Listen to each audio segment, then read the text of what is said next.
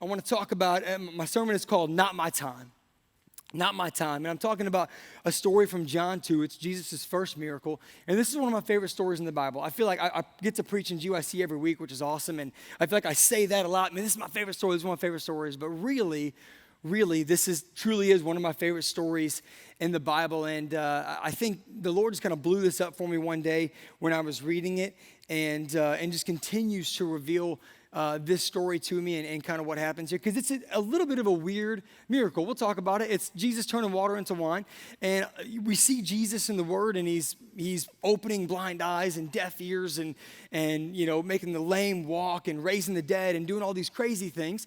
But the first time we're introduced to the miracle working power, he takes some jars of water and he turns them into wine, and it's just a little bit weird. And I'm a question asker. Like, I want to know the bottom line, right? Like, I was that kid in school, the kid you didn't want in your class. And so I just began to ask God questions as I was reading this in John 2. And I think he showed me some really cool stuff, and I'd like to share that with you tonight. So John 2, verses 1 through 5, let's get into it. It says, the next day, there was a wedding celebration in the village of Cana in Galilee.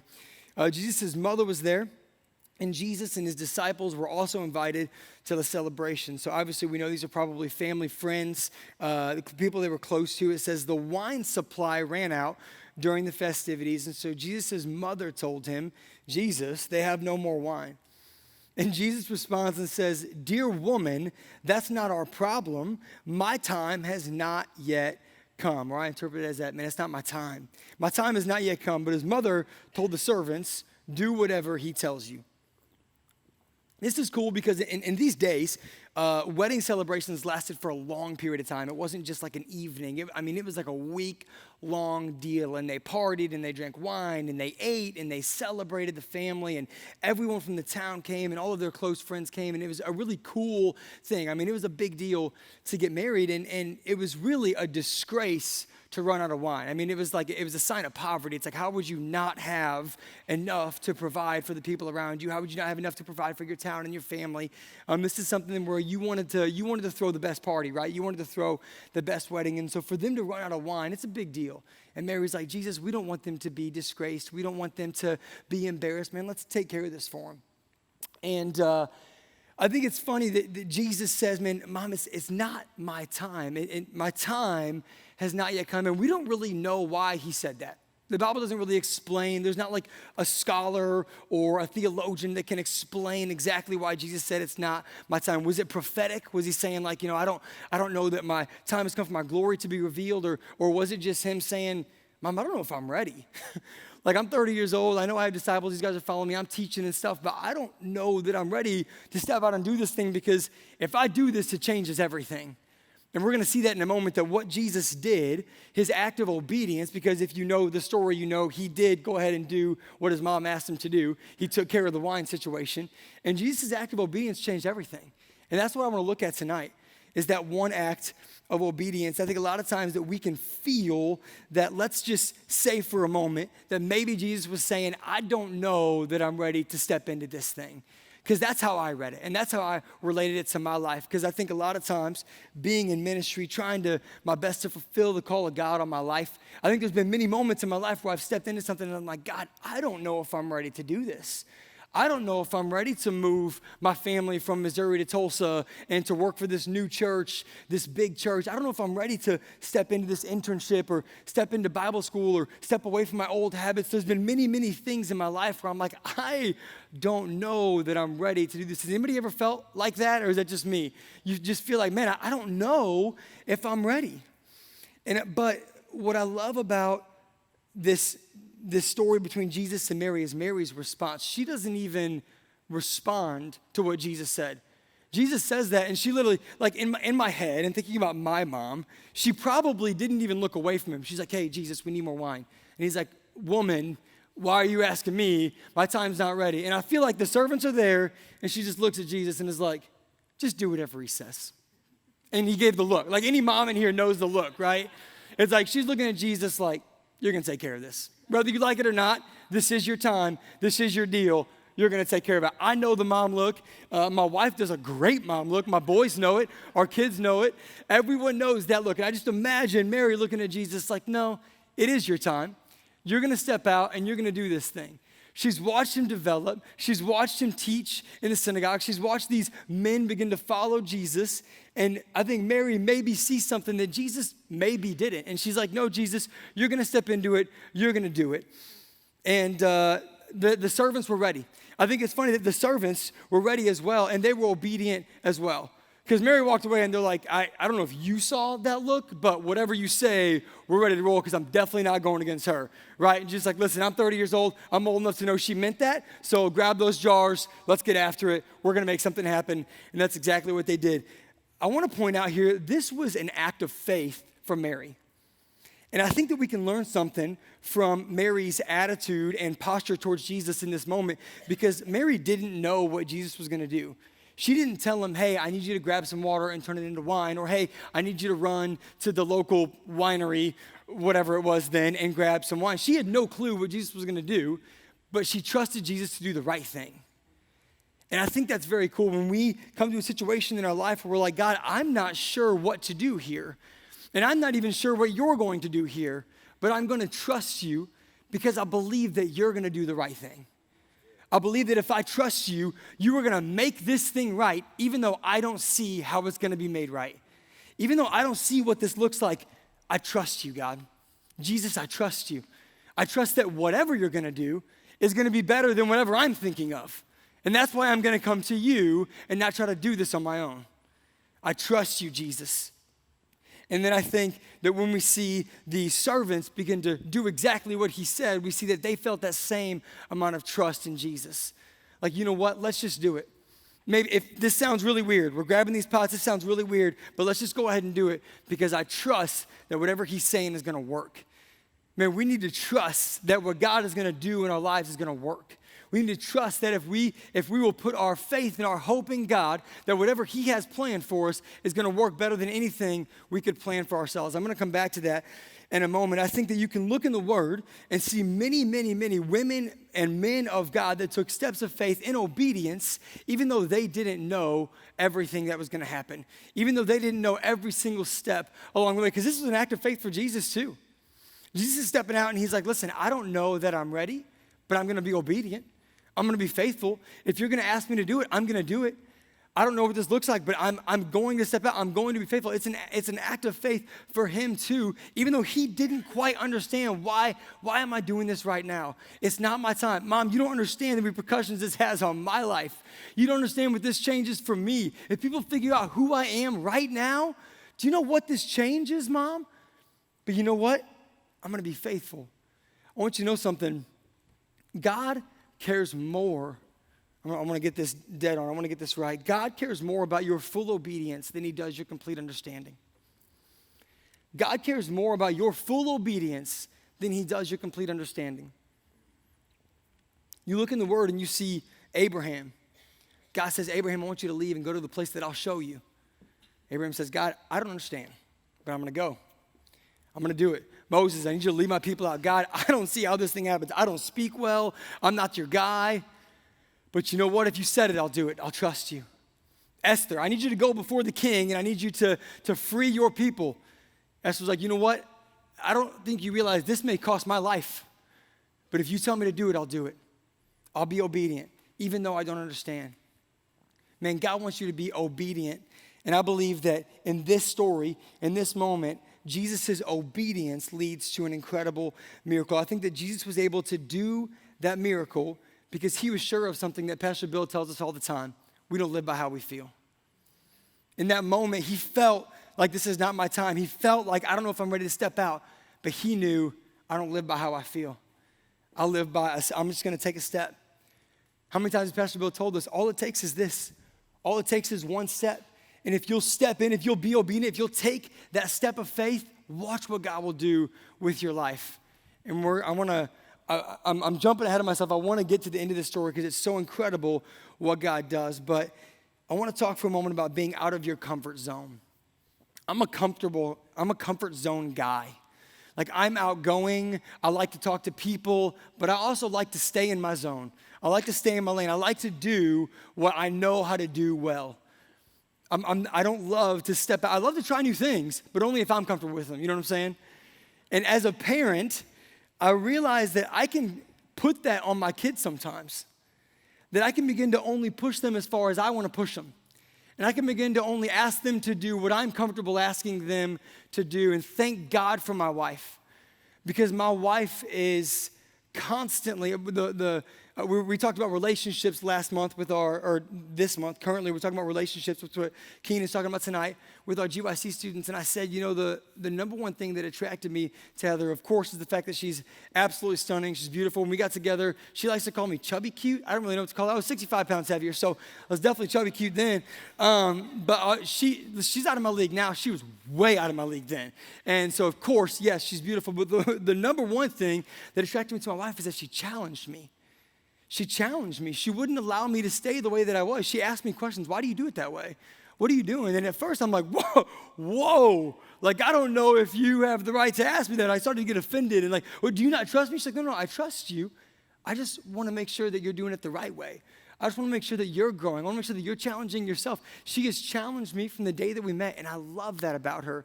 And I love that she also challenges our children.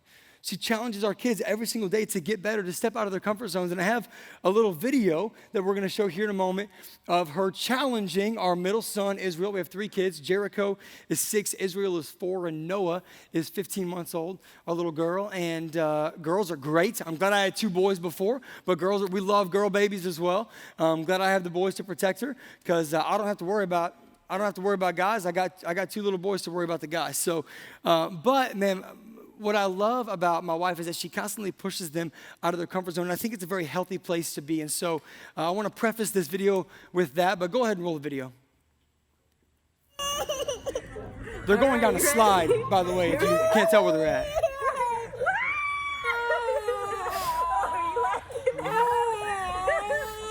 I told you it's not scary. Good job. Sometimes you just gotta suck it up and go, buddy. Again. Okay. So if you couldn't hear him, that's at one of our favorite places in town called Pumpkin Town, 61st and Garnett. It's a big slide at Pumpkin Town. Our 6-year-old loves it. He goes down it constantly. Izzy wanted to be like his brother, and so he's like, Mom, I want to go too. Will you go with me? She's like, of course. So they go to the top, and I mean, like his legs fell out from under him. He's like, there's no way I'm going down. Anybody ever like been bold and then realized you were a little too bold? That was Israel, okay? He's like, Mom, I'm ready to go. Nope, not going down that slide. Like, is there a smaller slide that I can still enjoy the moment but not have to go down this one? And there wasn't. That was the only slide. So she's like, listen, we're going down the slide. You're doing it. If you didn't see me in the background, I'm the one that pushed them down the slide. So we wanted to make sure that we challenged him in that moment. But what I love about that is he was so terrified. And the great thing is Heather knew what was on the other side of that slide for him. Heather knew the joy he was going to feel going down that slide. Heather knew how great that moment was going to be for him, but he couldn't see past the depth of the slide. He couldn't see past how scary that moment looked. But because she was able to push him, and because he was, obedient enough to sit on her lap while we pushed him down, he was able to experience something that he never would have experienced had he not stepped out of his comfort zone. His greatest moment of fear became his greatest moment of victory, all because he was obedient enough. That's probably a bad example for us to push him down the slide. God's not going to push you where you're at, but he was obedient enough to sit on her lap as we shoved him down the giant slide, and he loved it. And guess what? That very thing that he was like, literally crippled in fear, like fell to his knees, wouldn't go down. She had to peel him off the ground to put him on her lap. The thing that crippled him, he was running after now. He's again. He couldn't wait to go again. And then he wants to go by himself. And then he wants to go. Now every time we drive by it, he's like, Mom, the slide. He's so excited. He's so excited to run after that thing. Why? Because that door blew wide open as soon as he was obedient enough to say, I'm not going to live by how I feel. I'm not going to live by fear. I'm going to take this step. And we as parents were able to see that moment and say, no, it's better if you do.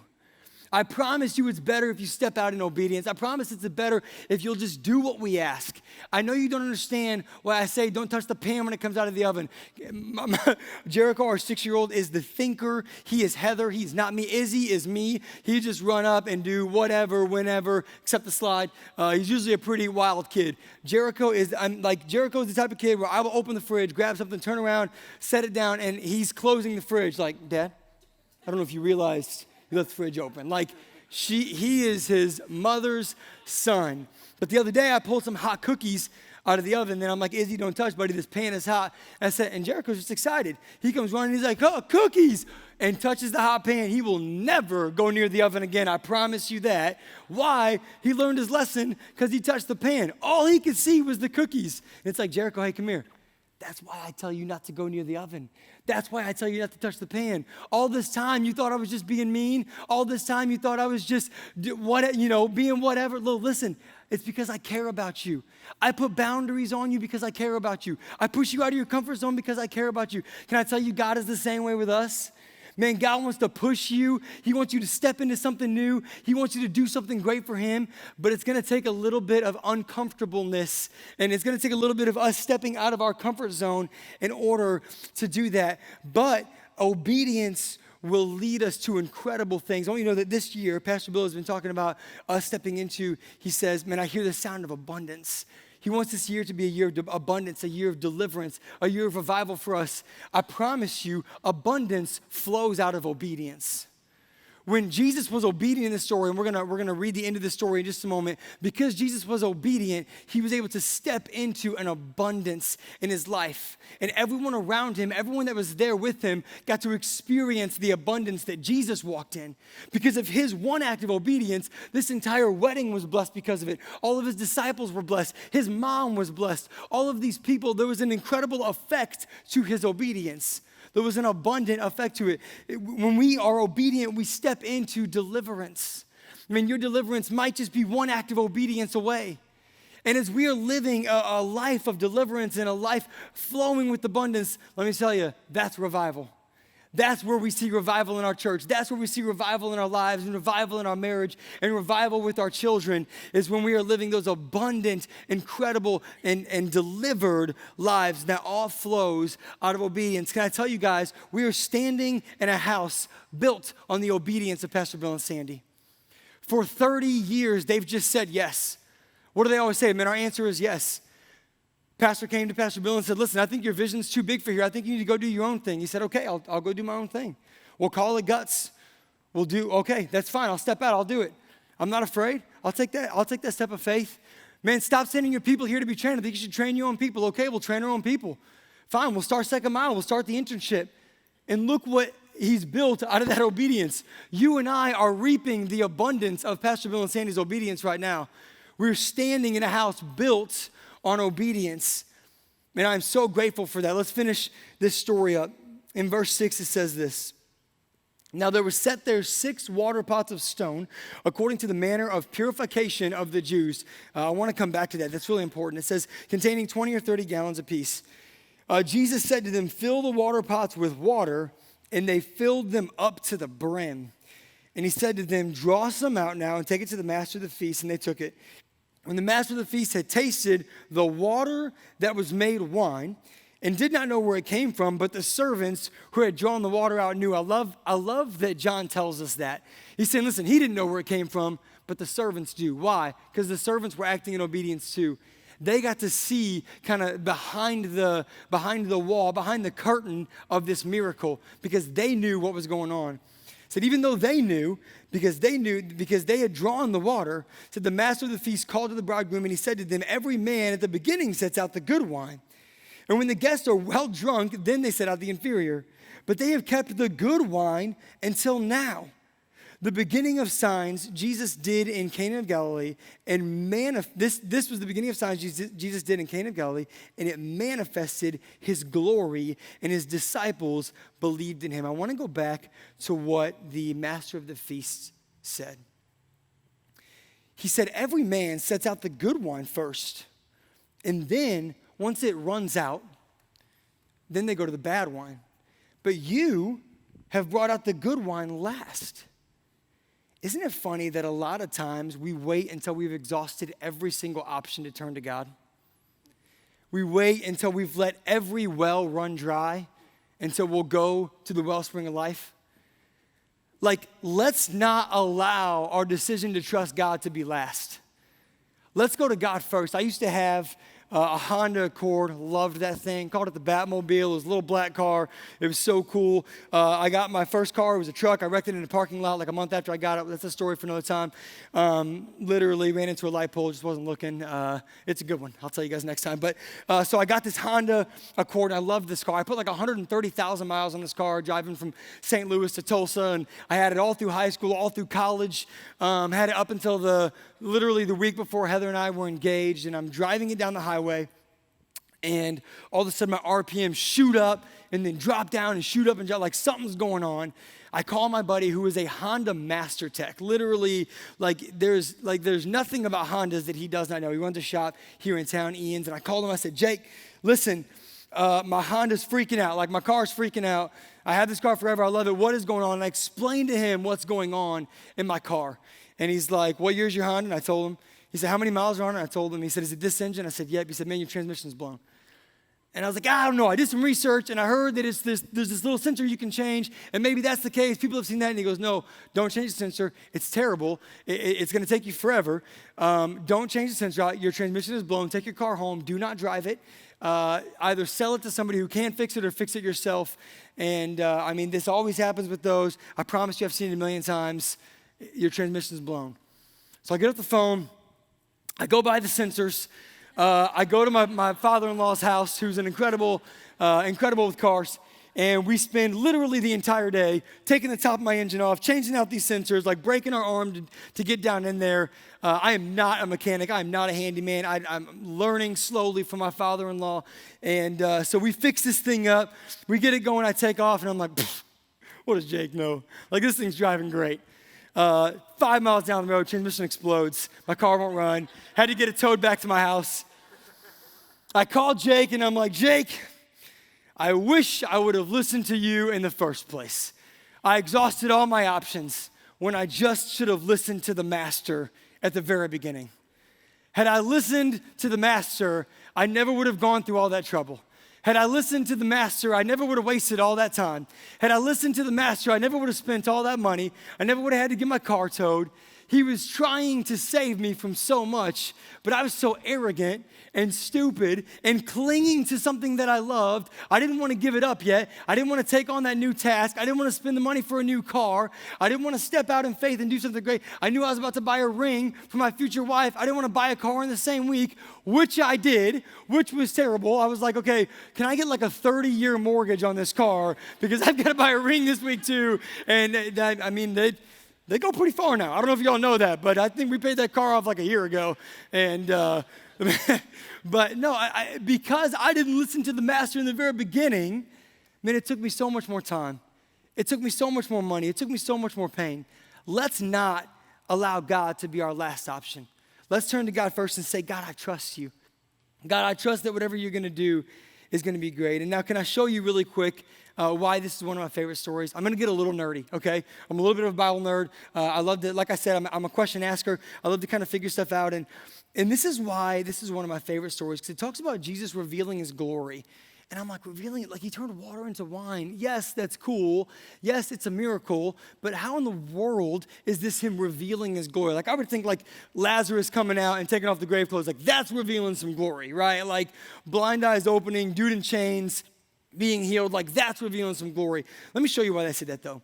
In those days, you were unclean just by living everyday life. It was a Jewish thing, very ceremonial thing. And so when you came into a wedding or a feast or you were going to eat, there were these big jars that you had to wash yourself in. You had to wash your hands, you had to take your feet off and wash your feet. And it talks about that in this story. It says the jars for ceremonial washing is what Jesus used to fill back up and to fill with wine. He turned it into wine, right? I think it's very cool to look at this because literally this is something that they had to do at every meal. And it brought them from being unclean to being clean. This water that they had to wash themselves in every time. And it was exhausting. It was work. It was like the curse, right? Like they have to do this every single time. And they couldn't eat bacon, which is terrible, but that's not a part of this story. But they're still, this is unclean for them. And so they're constantly washing themselves and thinking about, wait, what did I touch? Do I need to go wash again before I eat? And it's exhausting.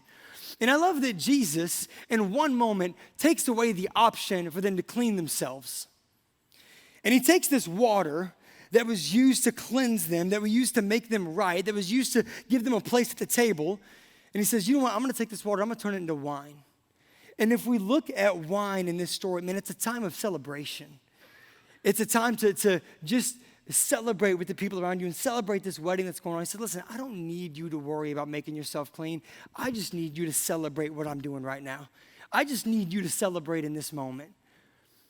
And the wine, if we look at really the end of the story when Jesus is sitting at dinner with his disciples and he picks up the cup and he says, man, this wine is my blood. This is redemption for you. Drink this. This is how you really get clean. You don't need to worry about the water and the jars. You don't need to worry about doing anything for yourself. You don't need to worry about making yourself righteous. If you will trust me, I will make you truly clean. If you will drink of this cup, I will set you free.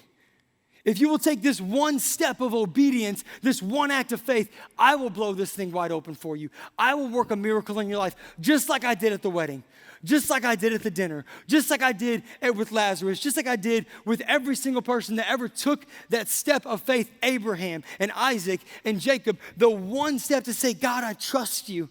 God, I don't know what you're going to do, but I believe you're going to do the right thing. God, I don't know how this thing works out, but I believe it's going to work out. I believe that if I will trust you with my life, if I will trust you with my situation, if I will trust you with my marriage and with my children, I believe that you will do the right thing. I believe that this thing will end up the way, and I don't have to do it myself. I don't have to wash myself clean. I don't have to continually work for this thing. I can trust you, and you're going to blow this thing wide open for me. You're going to work a miracle in my life, and you're going to make your glory known in my life. And I'm going to get to see the glory of the Son of Jesus. Isn't it an incredible honor for us to be able to reveal the glory of Jesus? Well, guess where that starts? With an act of obedience. One act of obedience, stepping out saying, man, God, I trust you. And here we go. Now we get to reveal the glory of the Son, just like that moment did. And I love that even to the cross, Jesus was obedient when he didn't exactly know what was coming next. Or maybe he didn't feel ready for what was coming next. The statement that started Jesus' work in the ministry was, woman, it's not my time. And then what does he do? He says, but you know what? I'll do it. The statement that finishes Jesus' life and ministry is, God, I don't want to do this. If there's any other way, please make that way happen. But not my will, yours be done. The thing that he told his mother to start his ministry on earth is the same thing that he told his father to finish his life on earth. And he said, God, I trust you. And I don't know if it's the right time. I don't know if it's the right thing. I don't know what I'm doing here. I don't know if I'm ready for this, but I trust you. And I trust that if I'll take this one act of obedience, you'll let me live a life of abundance, and you'll deliver me, and you'll set me free, and I can live in revival, and I can live the most incredible life ever because I know who my God is, and I trust you. Will you take that step tonight? Whatever that thing is, we all have something, right? Whatever that thing is in your life that you say, I don't know if I can let this thing go. I don't know if I can let that Honda go. I don't know if I can I don't know if I can forgive that person, God. I don't know if I can take the reins off of that thing, God. I don't know if I can quit this job and step into whatever you're calling me to do, God. I don't know let's just say, God, I trust you. Not my will, but your will be done. God, even though I feel like maybe it's not my time, I'm gonna be obedient. I'm gonna step into what you're calling me to do. Why would we do this, man? God's thoughts are higher than our thoughts. His ways are higher than our ways. He's the Alpha and the Omega, the beginning and the end. He sees the beginning from the end. God sees it all. And he says, listen, I see where you're at. I see where you've been. And I see where you're headed. Will you trust me? Will you trust that I'm going to do the right thing with you? Will you trust that I'm going to lead you in the right direction? Man, we can trust God tonight. In 2 Peter 1:3, I'm going to go through I'm closing with this right here. This is some of my favorite verses in the whole Bible. It says, by his divine power, God has given us everything we need for living a godly life. We have received all this by coming to know him, the one who called us to himself by means of his marvelous glory and excellence. Man, God has given us this power. He has given us everything that we need to fulfill the call of God in our lives if we would just be obedient and step out and do it. In Philippians 4:19, it says, my God shall supply all your need according to to his riches and glory by Christ Jesus. And my last verse here is Philippians 2:13. It says, for God is working in you, giving you not only the desire, but the power to do what pleases him. If you've got a desire that pleases God, please know that's from God. And please know that if you have that desire, God's already given you the power to fulfill that thing. That stepping out in obedience and stepping out in faith, you can step out knowing, trusting, God, you've given me everything I need. You've given me the power that I need to conquer this thing. You've given me the power that I need to win every single day, because that's the authority I walk in. Why? Because of your son, Jesus. Because I saw him do it, and now I can do it. Because I saw it work for him, and I know that it's going to work for me. Man, Jesus was obedient to the cross. Can we be obedient in our lives today and watch what God wants to do? Watch the miracle that he wants to work. You have everything you need to step out in faith.